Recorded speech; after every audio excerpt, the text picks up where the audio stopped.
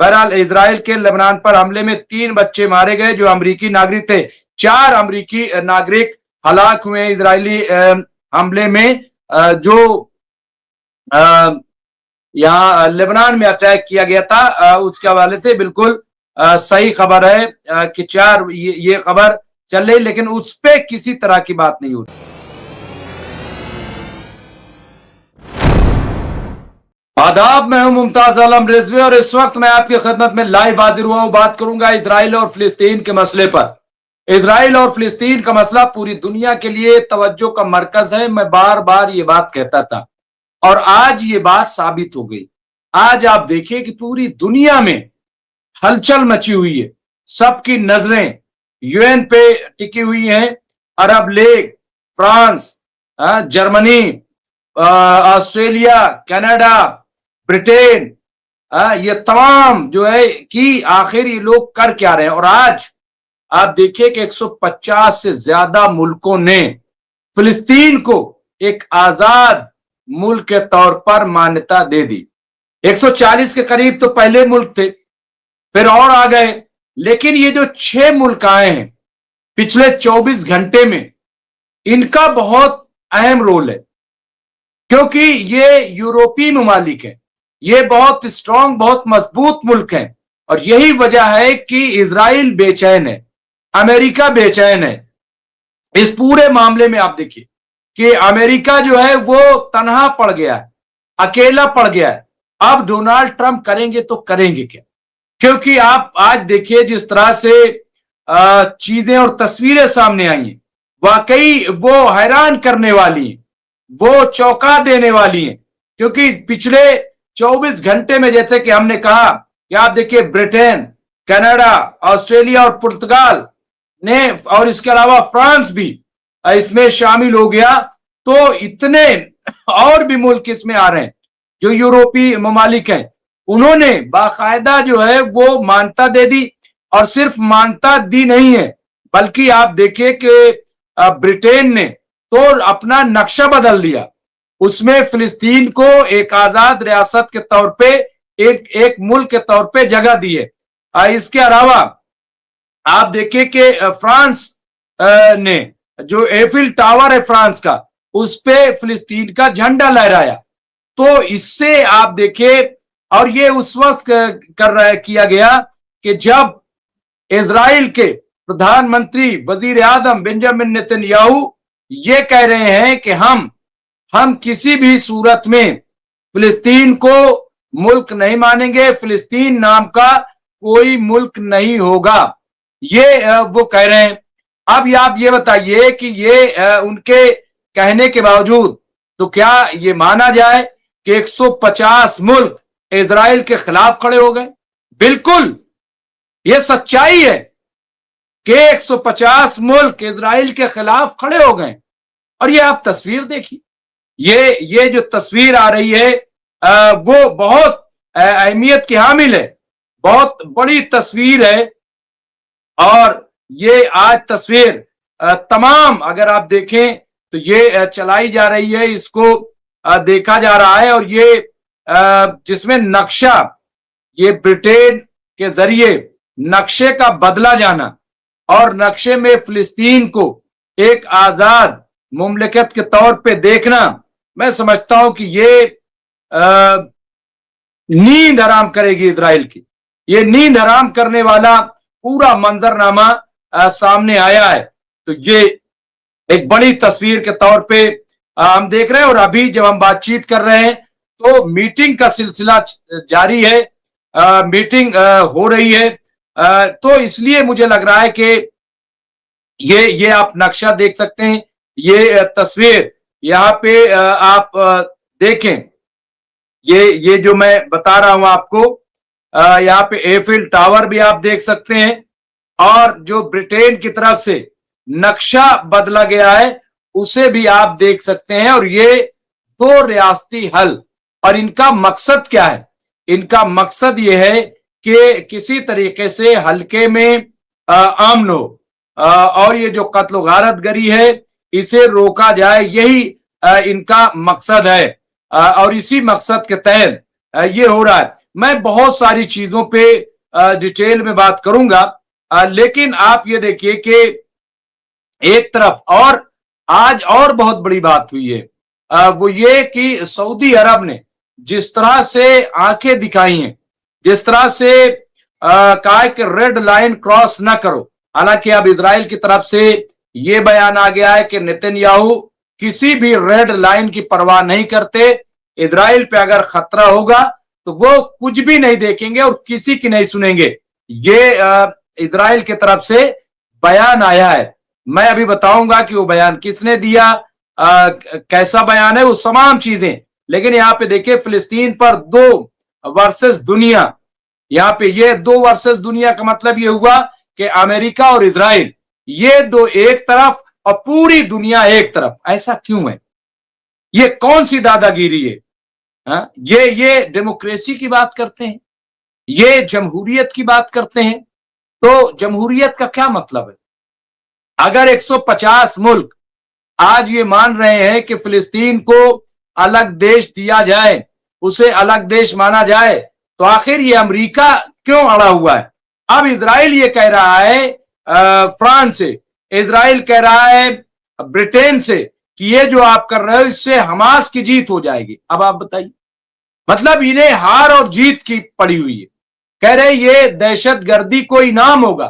कैसे दहशतगर्दी के इनाम होगा? और ये दहशतगर्द आप कह रहे हो दहशतगर्द, और कौन मान रहा है? वहां तो हमास अपनी हुकूमत चला रही थी। वो एक रिकॉग्नाइज बॉडी थी, फिर यूएनओ ने माना नहीं। तो आपके कहने से, अमेरिका के कहने से होगा? अमेरिका जो फैसला ले ले। आज यही वजह है कि अलग थलग पड़ गए।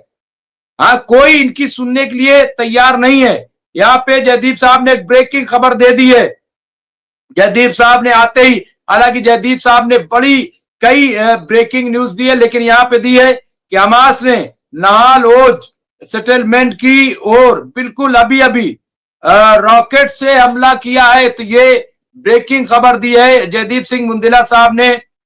ये सोर्स बताएंगे। और कल भी हमला किया था, आपको बता दें, कल भी हमास ने हमला किया था और वो जाकर के बिल्डिंग, सेटलमेंट की बिल्डिंग पे लगा था, जिसपे इजराइल का कहना था कि हमने डिस्ट्रॉय कर दिया, जबकि वो बिल्डिंग भी साफ साफ दिखाई गई थी। तो यहाँ पे ये पूरा नक्शा आप देखिए सामने नजर आ रहा है। तो ये बड़ी खबर। इसके अलावा एक खबर ये भी आई है कि तुर्की में बम धमाका हुआ है। माफ कीजिएगा, वहां पे एक धमाका हुआ है, लेकिन कैसा धमाका है ये पता नहीं चल पाया अभी तक। और मैं कहूंगा जयदीप सिंह मुंदेला साहब से कि अगर किसी सोर्स के जरिए ये पता चले कि तुर्की में जो पोर्ट पर धमाका हुआ है उसका सोर्स क्या है, कैसा धमाका है, क्या है, अगर ये पता चल जाए तो मैं समझता हूं कि बहुत ही अहम होगा।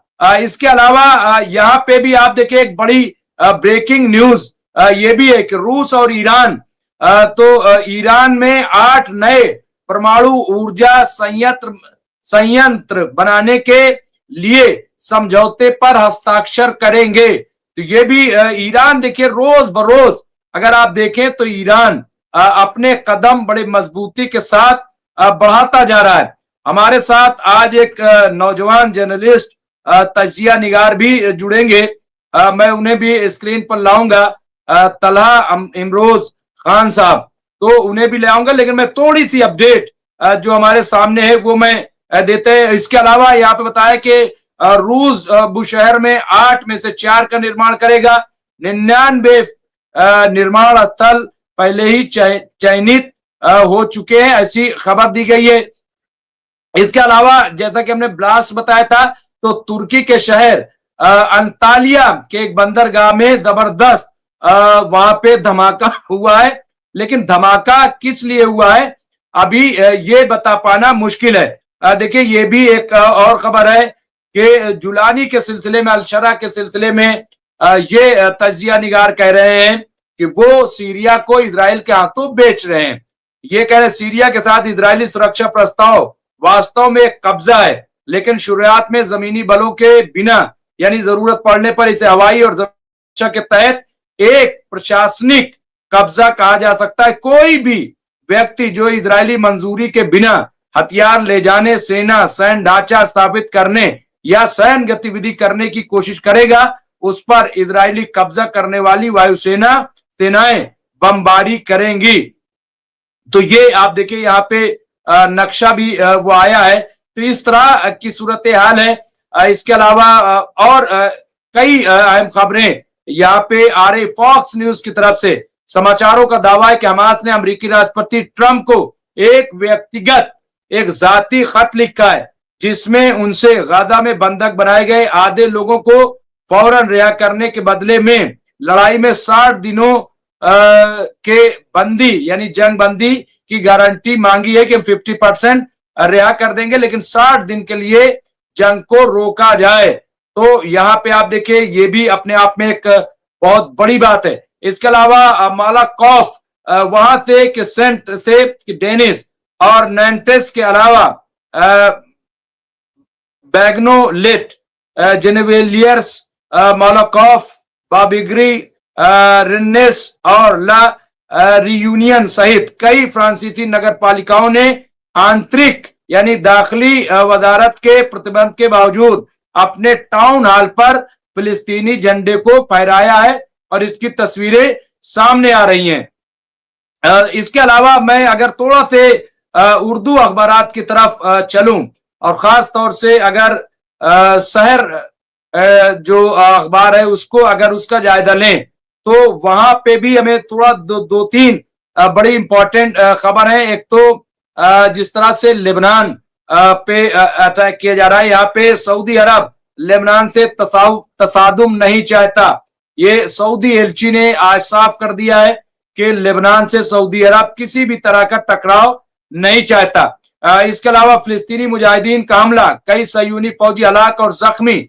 ये भी एक बड़ी खबर आई है कि फिलिस्तीनियों की तरफ से, फिलिस्तीनी मुजाहिदीन की तरफ से घात लगाकर हमला किया गया है, जिसमें कई इजरायली फौजी हलाक हुए।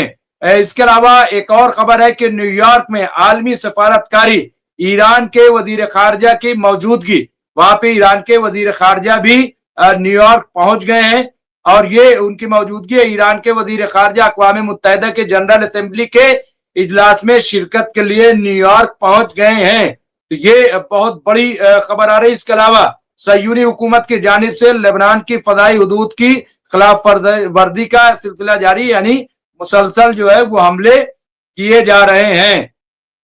तो यहाँ पे आप देखिए इसके अलावा बरतानिया, ऑस्ट्रेलिया और कनाडा के अकदाम का खैर मकदम किया गया है। यानी जिस तरह से माना गया, अक़वाम मुत्तहिदा के तर्जुमान स्टीफन दोचार्क ने बरतानिया, ऑस्ट्रेलिया और कनाडा की तरफ से फिलिस्तीन की आजाद रियासत को तस्लीम करने के इकदाम का खैर मकदम किया। यूएनए ने इसका खैर मकदम किया है। रूस के साथ ईरान के जौहरी ताउन के रोज अफजू ताउन का सिलसिला जारी, और जैसा कि अभी हमने बताया है, तो ये कई बड़ी अपडेट यहाँ पे सामने आई हैं। इसके अलावा सयूनी हुकूमत के जराइम पर आलमी अदालत इंसाफ में अदालत इंसाफ में मुकदमे का फरीक बनने की दरख्वास्त की है।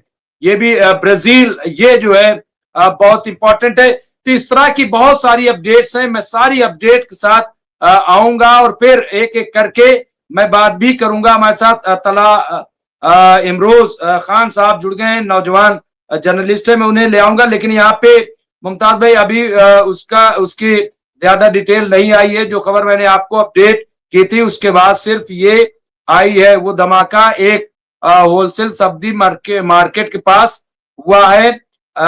अभी ये बता रहे हैं। बहरहाल इजराइल के लेबनान पर हमले में 3 बच्चे मारे गए जो अमेरिकी नागरिक थे। 4 अमेरिकी नागरिक हलाक हुए इजरायली हमले में, जो यहाँ लेबनान में अटैक किया गया था। उसके हवाले से बिल्कुल सही खबर है कि 4 ये खबर चल रही, लेकिन उस पे किसी तरह की बात नहीं हो रही, उस पे कहीं कोई बोलने के लिए तैयार नहीं। 4 अमेरिकी लोग मारे गए। सऊदी ने वेस्ट बैंक के लिए रेड लाइट का ऐलान किया, ठीक है, किंतु और गाजा को हरी झंडी दे दीजिए। गाजा को भी हरी झंडी मेरे ख्याल से मिलने वाली है।